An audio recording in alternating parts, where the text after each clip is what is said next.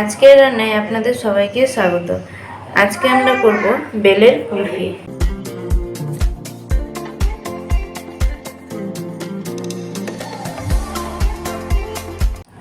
আজকে আমি পাকা বেলের কুলফি তৈরি করব। তার জন্য এখানে আমি একটা পাকা বেল নিয়ে নিয়েছি। এবার এটাকে আমি ফাটিয়ে নেব। বেলটা আমি ফাটিয়ে নিয়েছি, দেখতেই পাচ্ছেন কি সুন্দর পাকা আছে। এটা অর্ধেকটা আমি কুলফি তৈরি করে নেব। তার জন্য এটাকে আমি ভালো করে তুলে নেব। এখানে একটা বাটি নিয়ে নিয়েছি আর চামচ নিয়ে নিয়েছি। এই চামচের সাহায্যে আমি বেলটাকে তুলে নেব। এভাবে করে আমি বেলগুলো তুলে নেব সবগুলো। এখানে আমি 1 চামচ চিনি নিয়ে নিয়েছি, দিয়ে দিলাম। এবার ভালো করে চিনি আর বেল মাখিয়ে নেব। আমি হাত দিয়ে এভাবে করে চিনি আর বেলগুলো মাখিয়ে নেব ভালো করে। এখানে মাখানো হয়ে গেছে বেল আর চিনি।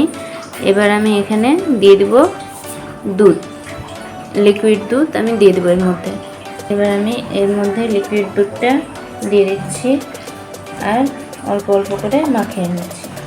এখানে আমি গাঢ় করে করবো, পাতলা করব না বেশি। এখানে মাখানো হয়ে গেছে।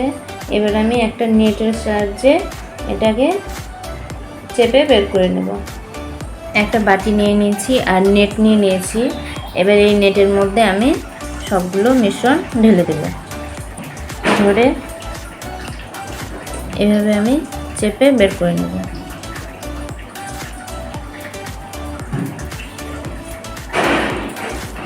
নেটের সাহায্যে আমি এভাবে করে চেপে বের করে নিলাম।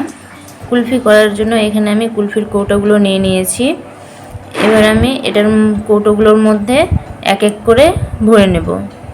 এখানে আমি বেলের মিশ্রণটা এক এক করে আমি কুলফির কৌটোর মধ্যে ভরে নিচ্ছি এভাবে করে একটা চামচের সাহায্যে।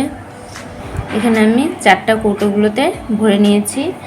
এবার আমি মুখগুলো লাগিয়ে নেব। এখানে সবগুলোর মুখ লাগিয়ে নিয়েছি। এবার আমি ফ্রিজের মধ্যে রেখে দেব 2-3 ঘন্টার জন্য। 3টা কৌটো বের করে নিয়েছি। এবার আমি খুলবো।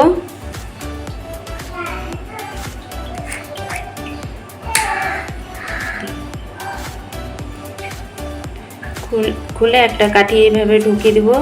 ঢুকিয়ে চাকু দিয়ে 4 সাইডে ঘুরিয়ে কেটে নেব। এই যে কি সুন্দর হয়েছে কুলফি। আমার বেলের কুলফি তৈরি।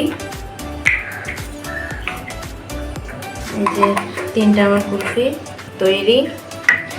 আপনাদের যদি এই রেসিপি ভালো লেগে থাকে তাহলে সাবস্ক্রাইব করে দেবেন আর পাশে থাকা বেল আইকনটি প্রেস করে দেবেন আজকের রান্না নতুন নতুন রান্নার রেসিপি পাওয়ার জন্য।